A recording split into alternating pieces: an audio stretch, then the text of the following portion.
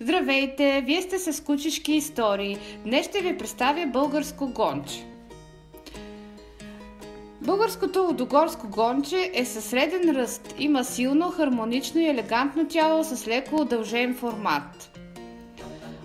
Притежава уравновесена нервна система, привързано е към стопанина си, игриво, интелигентно, предназначение на породата. Българското лудогорско гонче е специализирано в лова на диви свине, но може да бъде използвано и за лов на други видове космат дивеч.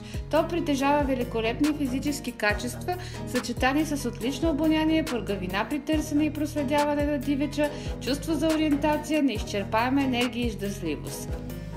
Глава. Средно голяма, суха и пропорционална по отношение на тялото.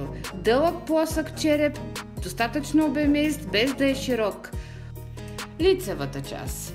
Нос. Средно голям, черна носна гъба. Ноздри. Умерено широки. Муцуна. Средно дълга, половината от дължината на главата с прав профил, средно дълбока и средно широка.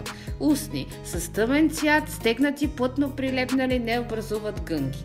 Челюсти силни. Зъби пълен набор 42, бели, здрави, правилно подредени в ножицовидна захапка. Непце тъмно. Шия. Средно дълъг, здрав, мускулест, кожата е без гънки. Дължината му е равна на 1/3 от дължината на тялото. Уши. Поставени на линията на очите, странично висящи, прилепнали към бузите, меки, средно дълги с леко заобрени върхове. Очи. Късо разположени, средно големи, леко овални, с тъмно кафяв цвят, с жив и изразителен поглед. Гръден кош. Широк и дълбок гръден кош с овална форма, стягащ до лактите или малко под тях. Козина.